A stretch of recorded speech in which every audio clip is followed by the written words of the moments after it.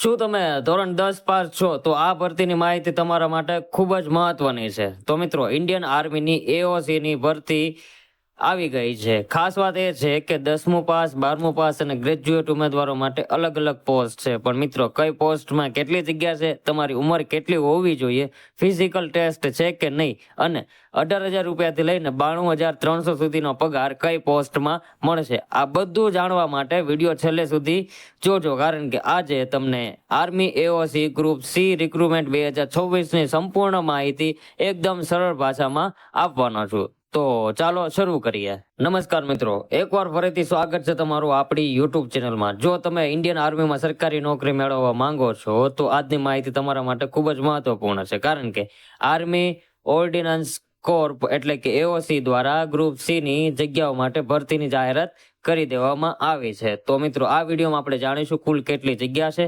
કઈ પોસ્ટ છે, શૈક્ષણિક લાયકાત શું છે, ઉંમર મર્યાદા કેટલી છે, પગાર કેટલો મળશે, ફિઝિકલ ટેસ્ટ છે કે નહીં, સિલેક્શન પ્રોસેસ શું રહેશે, ફોર્મ ક્યારે ભરવાનું છે અને ઓનલાઈન અરજી કેવી રીતે કરવી વગેરેની A to Z માહિતી તમને આજના વિડીયોમાં જણાવીશ. તો વિડીયો છેલ્લે સુધી જોવા વિનંતી. અને જે લોકો આપણી ચેનલમાં નવા હોય તો પ્લીઝ આ ચેનલને સબસ્ક્રાઇબ કરી લ્યો, બાજુમાં આપેલા બેલ આઇકન પર ક્લિક કરી લ્યો, જેથી જ્યારે ઉપર નવો વિડીયો અપલોડ કરું તો નોટિફિકેશન સૌથી પહેલા તમને મળે. તો સૌપ્રથમ આપણે વાત કરીએ ઉંમર મર્યાદાની.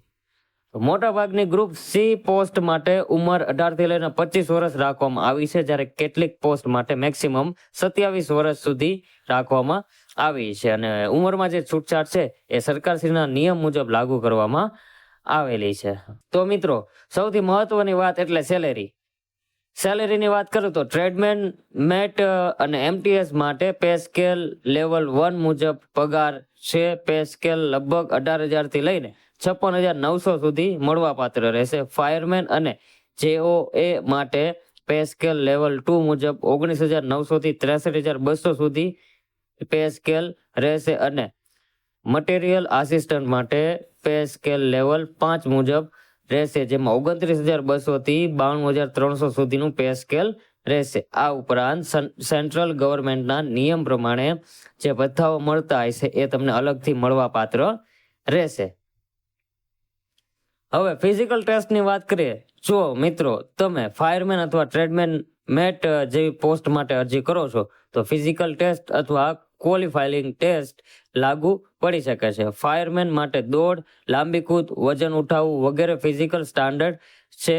એટલે જો તમે આ પોસ્ટ માટે તૈયારી કરી રહ્યા છો તો રિટન એક્ઝામ સાથે ફિઝિકલ ટેસ્ટની પણ તૈયારી અત્યારથી શરૂ કરી દેજો. પરંતુ ચોક્કસ ફિઝિકલ ટેસ્ટ માટે ઓફિશિયલ નોટિફિકેશન છે એ એકવાર ચેક કરી લેવું. Exam pattern. હવે વાત કરીએ રિટન એક્ઝામની. પરીક્ષામાં મુખ્યત્વે 4 વિષયોમાંથી પ્રશ્નો પૂછવામાં આવી શકે છે. જનરલ ઇન્ટેલિજન્સ એન્ડ રીઝનિંગના 25 પ્રશ્નો, જનરલ અવેરનેસના 25, ન્યુમેરિકલ એપ્ટિટ્યુડના 25 અને ઇંગ્લિશ લેંગ્વેજના 25, એમ કુલ 100 પ્રશ્ન, 100 માર્કનું પરીક્ષા પેટર્ન આપવામાં આવ્યું છે. અને પરીક્ષાનો સમય તમને 2 કલાકનો આપવામાં આવશે. પોસ્ટ પ્રમાણે રિટન એક્ઝામ બાદ ફિઝિકલ, સ્કિલ અથવા ટાઈપિંગ ટેસ્ટ લેવામાં આવી શકે છે. મિત્રો, હવે સિલેક્શન પ્રોસેસની વાત કરી લે તો આ ભરતીમાં સિલેક્શન પ્રોસેસ સામાન્ય રીતે 4 સ્ટેપમાં કરવામાં આવશે, જેમાં સૌપ્રથમ રિટન એક્ઝામ, પછી પોસ્ટ પ્રમાણે ફિઝિકલ ટેસ્ટ અથવા સ્કિલ ટેસ્ટ અથવા ટાઈપિંગ ટેસ્ટ રહેશે. ત્યારબાદ ડોક્યુમેન્ટ વેરિફિકેશન અને લાસ્ટમાં મેડિકલ એક્ઝામિનેશન. પછી તમારા મેરિટ મુજબ છે ફાઇનલ સિલેક્શન કરવામાં આવશે. આ રીતની છે સિલેક્શન પ્રોસેસ અહીંયા રાખવામાં આવેલી છે. તો મિત્રો, હવે જરૂરી ડોક્યુમેન્ટની વાત કરી લઈએ તો ફોર્મ ભરતા સમયે તમારે આધાર કાર્ડ, પાસપોર્ટ સાઇઝ ફોટો, ધોરણ 10, 12 અને ગ્રેજ્યુએટની માર્કશીટ જે લાગુ પડે છે એ, કાસ્ટ સર્ટિફિકેટ અને આ સિવાયના જરૂરી પ્રમાણપત્રો છે તમારે સાથે રાખવાના રહેશે. હવે મહત્વની તારીખની વાત કરી લે તો મિત્રો, તારીખ ખાસ ધ્યાનથી સાંભળજો. ઓનલાઈન ફોર્મ ભરવાની તારીખ છે 24 ઓગસ્ટ 2026 થી ફોર્મ ભરવાના શરૂ થઈ ગયા છે, જેની છેલ્લી તારીખ છે એ 23 સપ્ટેમ્બર 2026 સુધીમાં તમારે ઓનલાઈન ફોર્મ ફિલઅપ કરવાના રહેશે. જ્યારે રિટન એક્ઝામની વાત કરી લઈએ તો રિટન એક્ઝામ છે નવેમ્બર 2026ની આસપાસ છે યોજાઈ શકે છે. અંતિમ તારીખ અને પરીક્ષાની તારીખ માટે ઓફિશિયલ નોટિફિકેશન જ છે એ ફાઇનલ ગણાશે. હવે આપણે શૈક્ષણિક લાયકાતની વાત કરી લઈએ તો મિત્રો, જો તમે 10મું પાસ છો તો ટ્રેડમેન, મેટ, ફાયરમેન અને MTS જેવી પોસ્ટ માટે અરજી કરી શકો છો. મિત્રો, આ શૈક્ષણિક લાયકાત ખાસ નોટ કરી લેજો.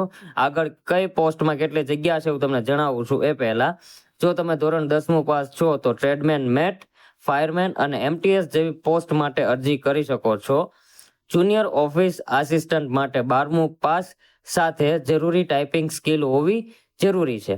અને મટીરિયલ આસિસ્ટન્ટમાં જો તમારે ફોર્મ ભરવું હોય તો ગ્રેજ્યુએશન હોવું જરૂરી છે. એટલે ધોરણ 10મું પાસથી લઈને ગ્રેજ્યુએટ ઉમેદવારો સુધી આ ભરતીમાં તક મળી રહે છે. હવે મેઇન ટોપિક ઉપર વાત કરીએ તો આર્મી AOCમાં કેટલી જગ્યા પર ભરતી બહાર પાડવામાં આવી છે. તો મિત્રો, આ ભરતી army ordnance Corp AOC ministry of defence હેઠળ કરવામાં આવી રહી છે. આમાં કુલ 2615 જગ્યા પર ભરતી કરવામાં આવી છે. જેમાં ટ્રેડમેન મેટની વાત કરીએ તો તેમાં 1799, ફાયરમેનમાં 520, જુનિયર ઓફિસ આસિસ્ટન્ટમાં 104, MTSમાં 142 અને મટીરિયલ આસિસ્ટન્ટમાં 50 પોસ્ટ, એમ ટોટલ 2615 જગ્યા પર ભરતી કરવામાં આવી છે. તો મિત્રો, આ હતી army AOC group C recruitment 2026 2615 જગ્યાઓની સંપૂર્ણ માહિતી. જો તમે 10મું 12મું અથવા ગ્રેજ્યુએશન પાસ છો અને આર્મીમાં ગવર્મેન્ટ જોબ મેળવવા માંગો છો તો આ ભરતી તમારા માટે ખૂબ જ મહત્વપૂર્ણ બની શકે છે. જો આ વિડીયો તમને પસંદ આવ્યો હોય તો વિડીયોને લાઈક કરો અને તમારા મિત્રો સુધી શેર કરવાનું ના ભૂલતા. અને આવા જ પ્રકારની સરકારી ભરતીની માહિતી સૌથી પહેલા અને સચોટ મેળવવા માટે અમારી ચેનલને સબસ્ક્રાઇબ કરવાનું નહીં ભૂલતા. એ સાથે મળીએ નેક્સ્ટ વિડીયોમાં. જય હિન્દ, જય ભારત.